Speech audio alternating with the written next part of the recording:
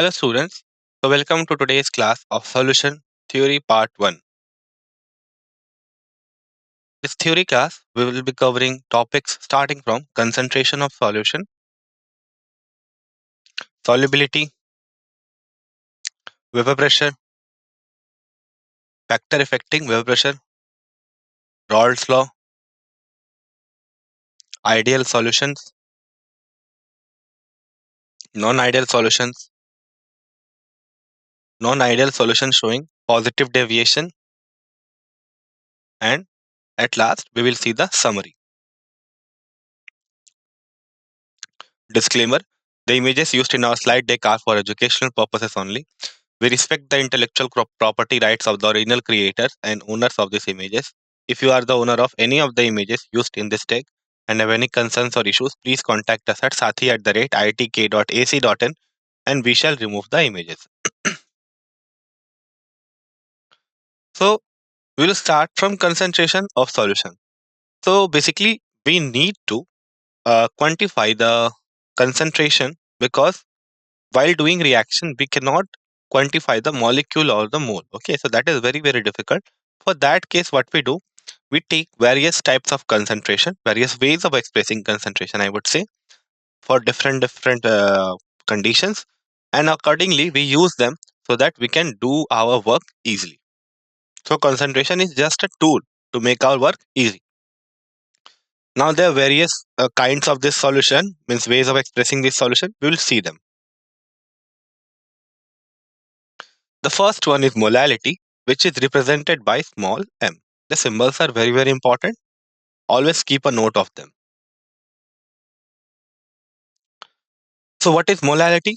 It is the number of moles of solute which is dissolved in 1000 gram of solvent. So this thing is called as molality. 1000 gram or 1 kg, I would say. So what will be the formula? Very simple formula. Suppose you are dissolving a number of x number of moles of solute into a solvent, right? Then what you will do, you will simply take the number of moles of solute and divide it by the weight of solvent.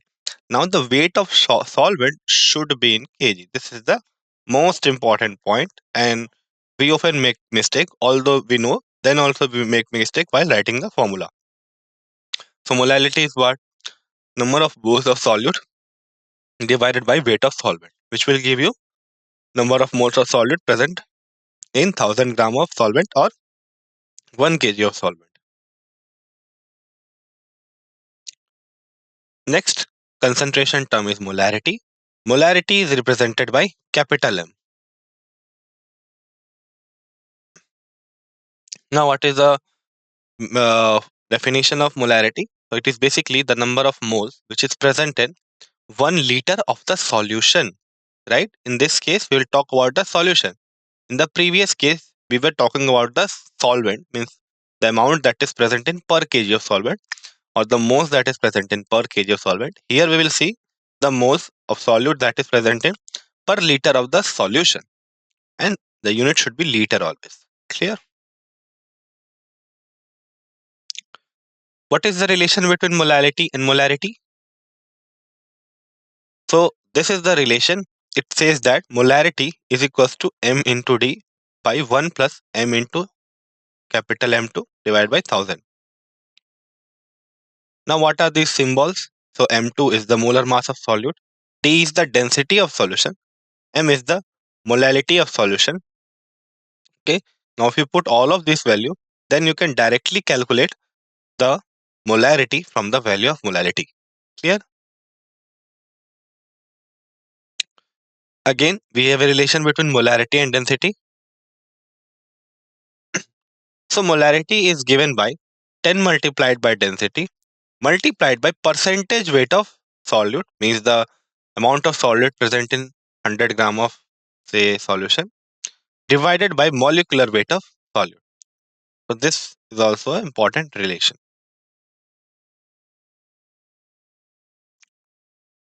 The concentration term is here mole fraction. So this is represented by chi. Okay, so this is not x, it is chi.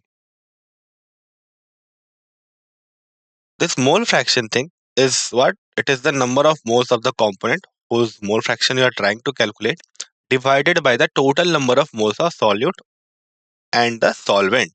Clear? That is total number of moles of solution, I would say directly. So if you are trying to calculate the number of the mole fraction of this solute, then you will take the number of moles of solute divided by total number of moles. If you are trying to calculate the mole fraction for solvent, then you will take what? You will take number of moles of solvent divided by total moles of solution. Now this mole fraction is mainly used for the gaseous mixture because gases have very varied volume. So for that case, we use the mole because mole is very easy to calculate. We know it very well. So how can we write it in the formula form? So chi of solute. Suppose we are writing for the solute and there are only two component here, one solute and one solvent. So in that case, your mole fraction will be moles of solute divided by total number of moles, which is number of moles of solute plus number of moles of solvent. What about the mole fraction of solvent? So mole fraction of solvent, again represented by chi in the subscript we have solvent, is given by moles of solvent, that is N solvent divided by total number of moles. So you can see very clearly if we are calculating for the mole fraction of solute, we will take the number of moles of solute on the upside. If you are calculating the mole fraction of solvent, we will take the number of moles of solvent on the upside divided by the total number of. Clear? Now, if you are talking about the fractions, so if you have two components, then the fraction will be obviously added to one. So you can think it in a way. Suppose you have taken a cake, you have just cut it into two halves, right? Now, if you add those halves, you will get one. Here we are doing the same thing. We are taking different fractions, and the fraction will totally conclude of one. Clear? So chi solute plus chi of solvent, mole fraction of solute plus mole fraction of solvent is equals to 1.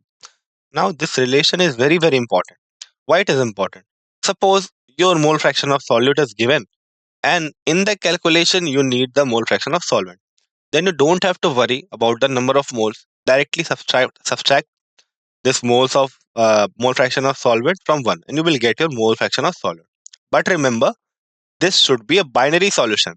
If it is not a binary solution, then you should be aware about the mole fraction of each and every component other than the one for which you are calculating. Clear? So we can write a general formula. Suppose we are writing it for three component, then what we will write?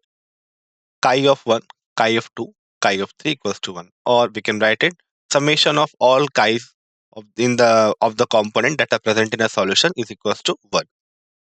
Clear? I hope you got the point. Now we will see the relation between molarity and mole fraction, right? So chi2 is equals to m into m1 divided by m into m1 minus m2 plus d. Now here m1 is molar mass of solvent, m2 is molar mass of solute, which is this thing, d is density of the solution, and chi2 is the mole fraction of solute. Okay. Next is percentage by weight or mass percent. So what is this? It is the amount of solute which is present in 100 gram of solution, right? So percentage by weight can be written as weight of solute by weight of solution into 100. Now you can simply relate this thing to your percentage which you get in exams. Suppose you are having 100 marks as total and you are getting 30, then 30 by 100 into 100 gives you the percentage which is 30%. Similar to that thing, we are trying to calculate the percentage of solute in the overall solution, that is your total marks. So that will be simply what? The fraction, that is weight of solute by weight of solution multiplied by the 100 to give the percentage weight of solute. Clear? Next is percentage by volume. So similar to weight percentage, we can write the volume of solute present in 100 ml of the solution. Now the volume of solute is also in milliliter and we are taking 100 milliliter of the solution. Both are in milliliter. So this thing is called as volume percent. We can write it here. So volume of solute in milliliter divided by volume of solution in milliliter multiplied by 100. Again, if this thing is converted to suppose liter, then you have to convert this thing also, that is volume of solution also, to liter. Okay, so both should have the same unit. That is the basic criteria, not that it should have milliliter as the unit. The thing is that if your volume of solute is in liter, then the volume of solution should be also in liter. If your volume of solute is in suppose meter cube, then the volume of solution should be also in meter cube. Clear? So that the fraction will get cancelled out and you will get the percentage. Right? I think you got the point. Next is mass by volume percentage. So it is the mass of solute which is dissolved in 100 ml of the solution. What will be the formula? So it will be simply mass of solute divided by total volume of solution into 100. And the volume of solution is taken in milliliters. So this is the formula for mass by volume percentage. Next is our seventh number is parts per million. So when the amount of solute is present in 1 million, okay, the amount of solute in gram present in 1 million milliliter, okay, per milliliter of solution, then the concentration is expressed in ppm. So this ppm is generally used if you are having a very small amount of solute in a very large amount of solvent. Suppose in river you want to calculate the amount of pollutant of a or I would say the amount of a specific pollutant. So in normal cases this thing is very dilute. Okay, so in that case you need a, a concentration term that can make significant terms in that. So we will use this parts per million, which is written as ppm. So suppose your mass of solute is written in gram and your volume of solution, which is solvent plus solute, is given in milliliter. Then you will divide the both of this and multiply it by 10 to the power 6. So amount which is presented 10 to the power 6 million. That thing is ppm concentration.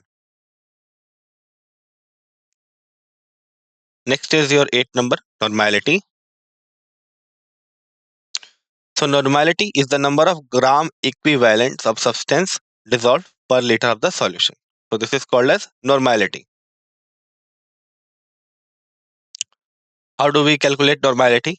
It is simply number of gram equivalent of solute divided by volume of solution in liter. Okay, remember the units. They are very important.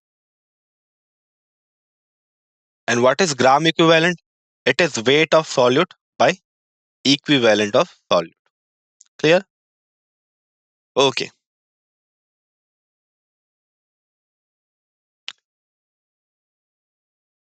The maximum amount of a solute that can be dissolved in a given solvent at a given temperature is termed as its solubility. So why it is written that temperature should be given?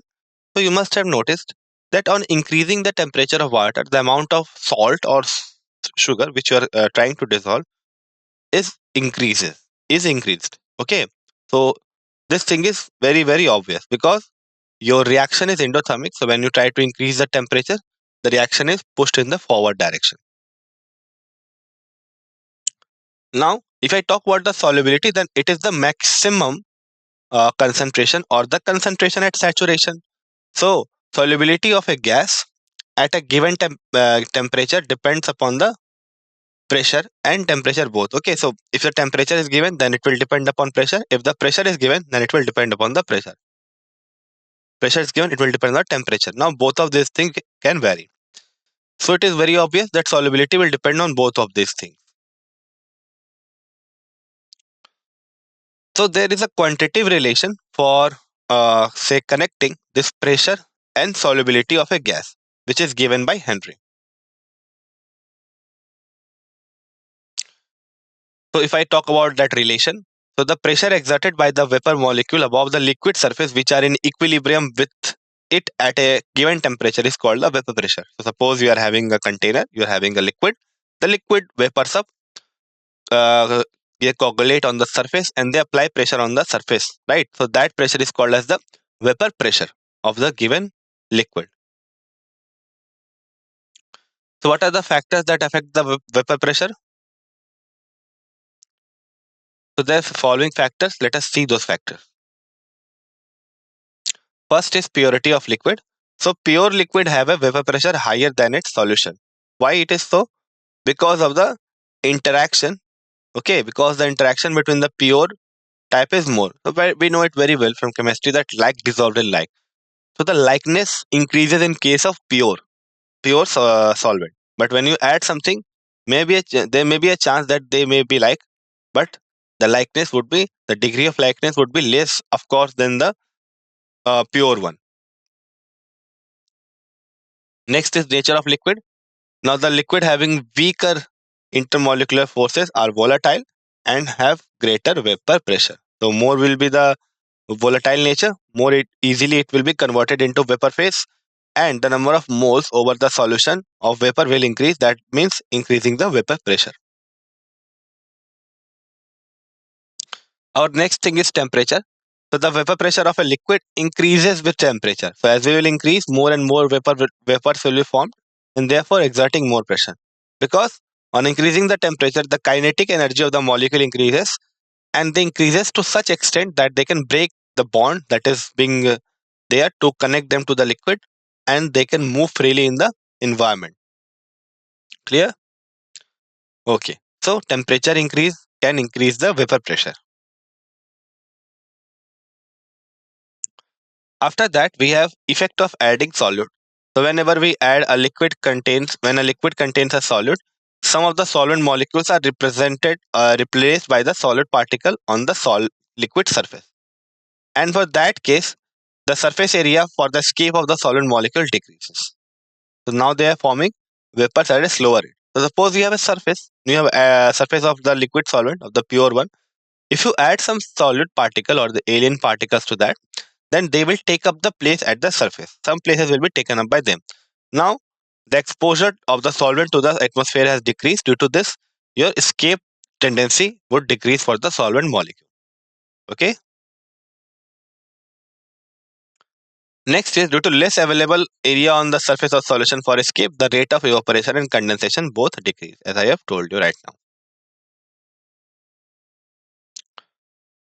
The vapor pressure of liquid in solution is known as its partial vapor pressure. So initially, if you are taking the pure one, then we'll say that okay, this is the vapor pressure of benzene, or suppose you are taking the chloroform, then you will say that okay, this is for chloroform.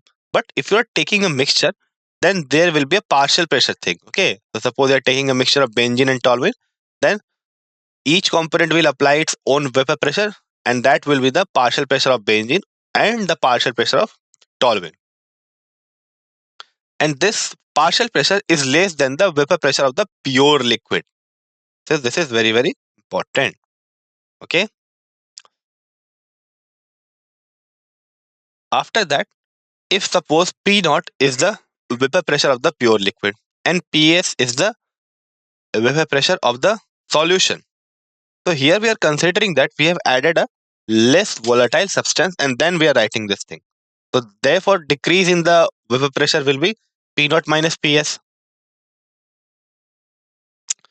If I try to write it in the relative form, in means it relation to the initial one, then we can write the change divided by the initial, which is P naught. So this thing will be called as the relative lowering in the vapor pressure. So whenever we add a non-volatile solute to a solvent, then the vapor pressure decrease, and this thing is signifying the relative lowering of vapor pressure. Now Raoult's law of the solution for liquid says that the partial vapor pressure of each component of the liquid is directly proportional to the mole fraction of the component present in the solution. So it is being written here that the partial vapor pressure of each component, okay, partial vapor pressure of each component is directly proportional to the mole fraction of the component present in the solution. So this thing can be written in this mathematical form. Suppose this is the partial pressure of A, then it is directly proportional to the mole fraction of the A, because more the number of molecules, more will the pressure applied. If you take out the proportionality constant, then it will give you a if you place the proportionality constant, that will give you PA naught, which is pressure of A, but in the pure form. Similarly, PB equal to chi B P naught B. So both of these are now relation according to the Raoult's law. What are A and B? So they are A and B both are volatile solute in this case, and P naught A and P naught B are the vapor pressure of A and B in the pure state. So this thing is also very very important. So if you are calculating Raoult's law using Raoult's law, then the solution must be containing the solvent that are volatile in nature. Now, if chi A and chi B are the mole fraction of A and B respectively, then what we can write for the vapor phase?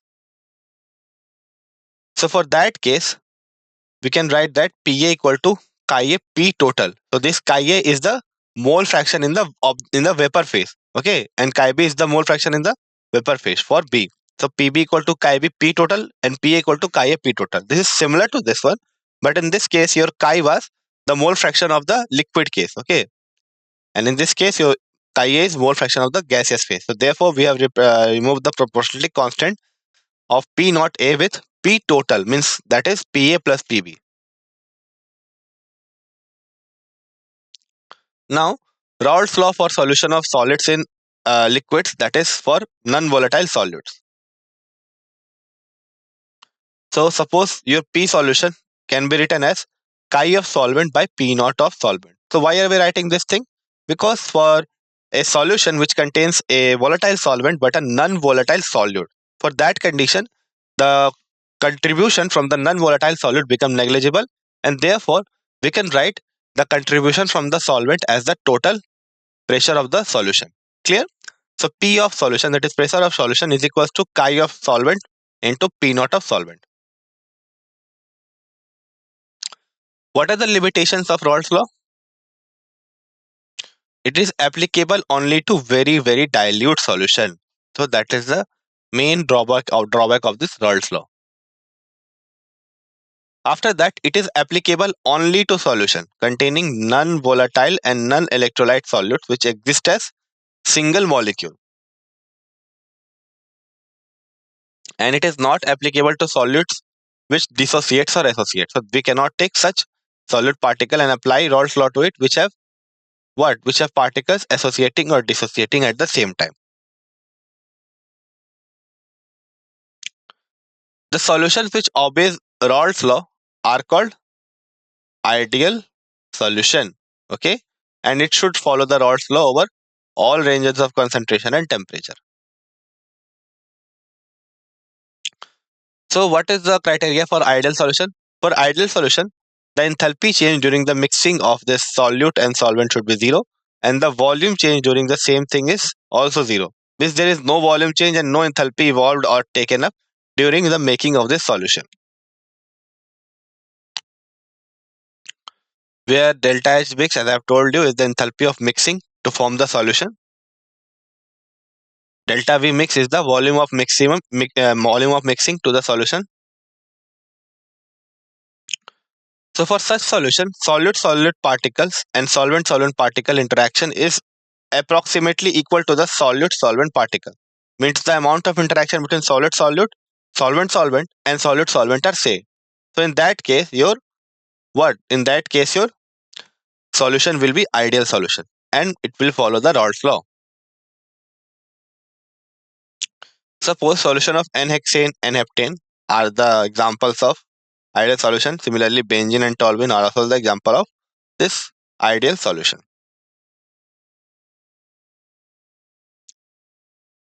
Now, the practical thing is that no solution is ideal.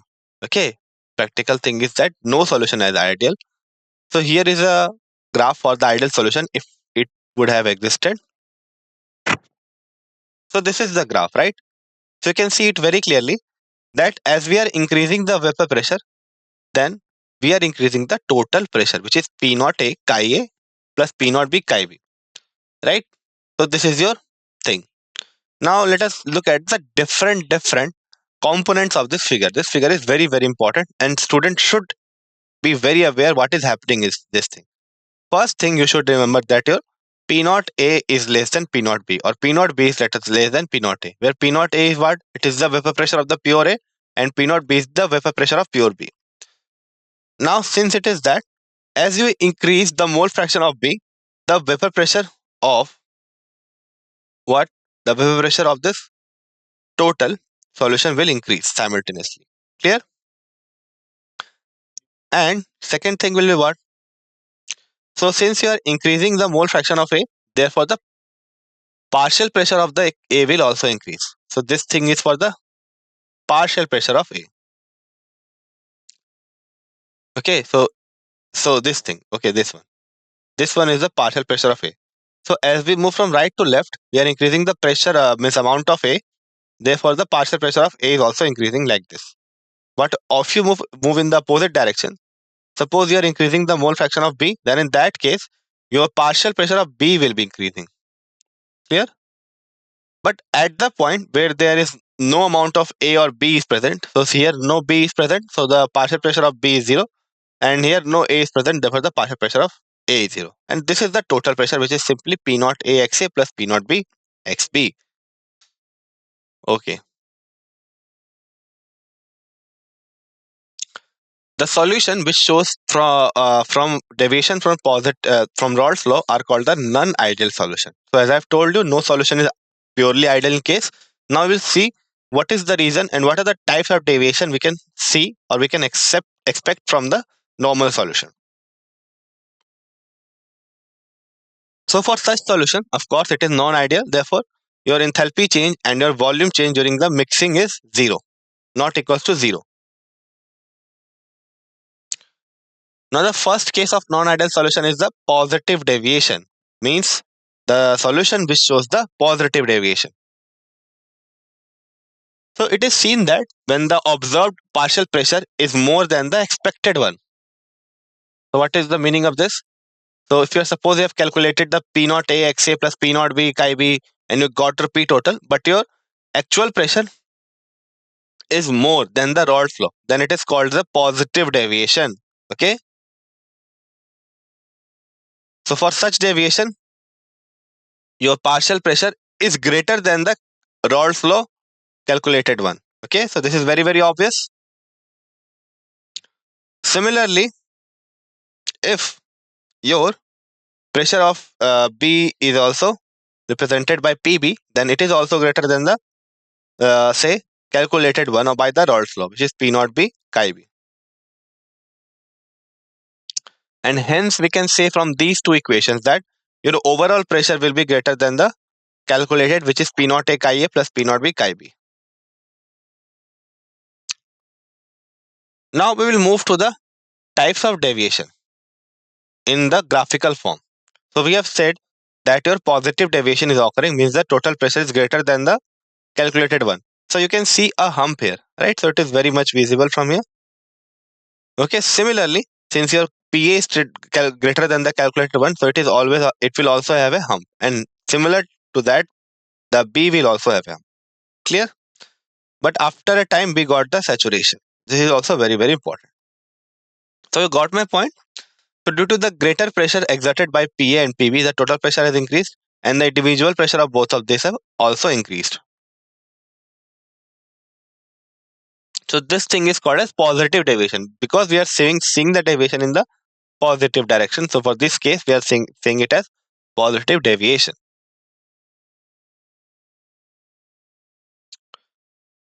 Now, for such solution, your enthalpy change is greater than 0. This is very, very important. And your volume change is also greater than 0.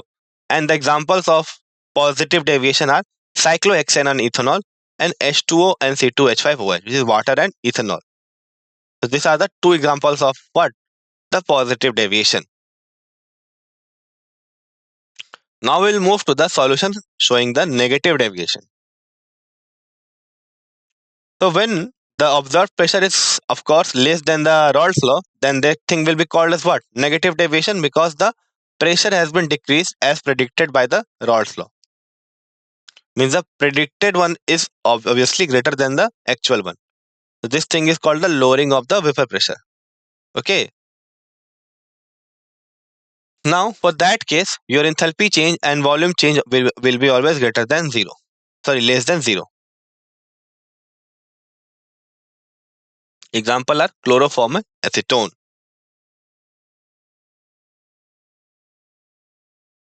So this is the graph for the negative deviation. You can see it very clearly that the total pressure is calculated, or the theoretical one is this, whereas the actual one is having a dip. Okay. Similar things can be said for the PA and PB. Both of them are having a dip in the pressure that is being predicted by the Rod's law. And therefore, since the pressure is less, so we call it as the negative deviation. So when there is a negative deviation, your P naught A chi A, that is the predicted one, you can see it very clearly, this is the predicted one, will be greater than the original one. You can see here, so it is being dipped down.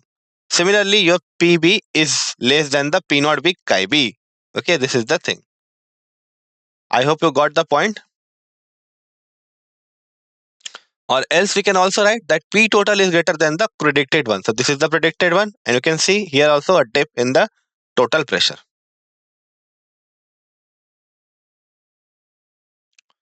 Next is the concentration of solution. So this is the summary thing.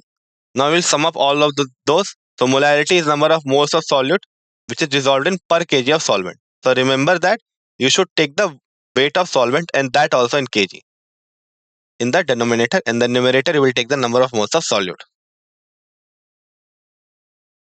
What is molarity? Molarity is the number of moles of solute that is present in volume of solution in liter.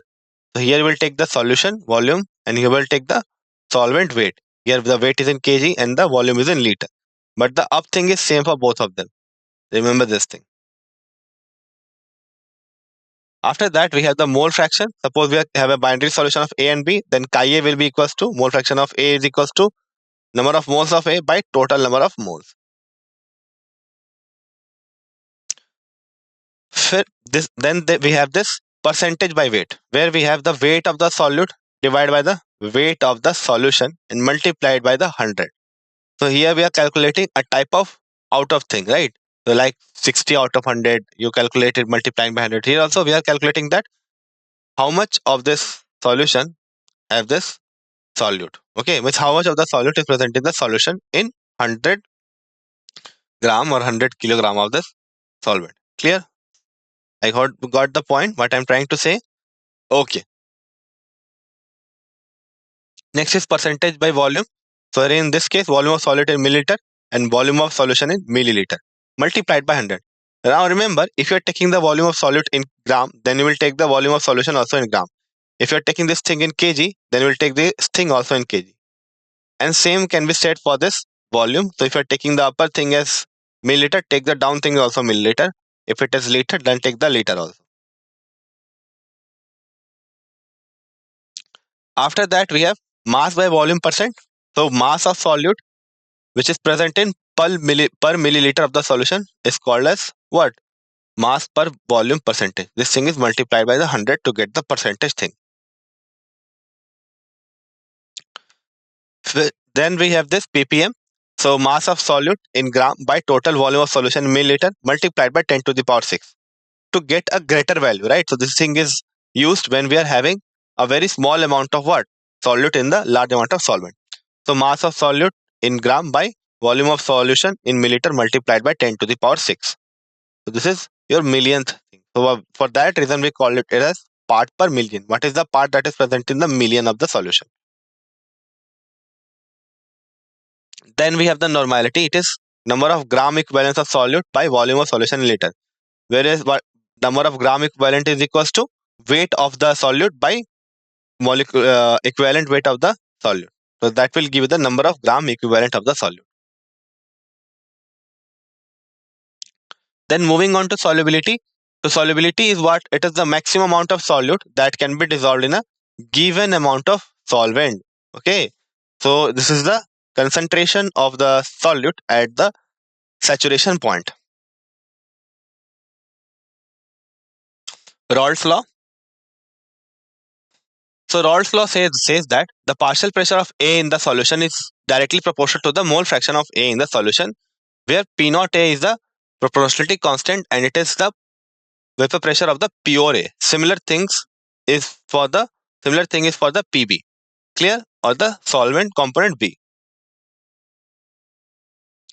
If I talk about the differences between the ideal and non-ideal solution, Then ideal solution are the one which follows the Raoult's law. Non-ideal do not follow the Raoult's law. For ideal solution, enthalpy of mixing and volume change upon mixing is zero. Means if you are taking 2 liter of solvent and 2 liter of solute, then you will get 4 liter of the solution. That thing is called as delta V mix is equals to zero. But for non-ideal solution, they both cannot be zero, right? Second is for such interactions like solution interactions like solute-solute and solvent-solvent, they are almost equal to the solute-solvent. Clear? But in case of the non-ideal solution, your solvent-solvent interaction is not the same as the solute-solvent interaction. Examples of ideal solution are N-hexane and N-heptane first, benzene and toluene second. So all they fall in this category. Whereas the case of non-ideal solution, the mixture is of N-hexane and water. Then we have benzene and nitric acid. Clear? We will talk now about the sum up about the deviation, right? So there are two type of deviation: positive deviation represented by A and negative deviation represented by B. So here it is. A is for positive deviation. You can see the actual pressure is greater than the calculated one for each and every component and for the total also. And in case of this, say negative deviation, each and every pressure, that is total pressure of the solution, PA and PB, all are less than the actual, less than the calculated one, which is represented by the dot. So this thing is positive deviation and this thing is negative deviation. So this was all for the theory part today. Thank you for attending this session.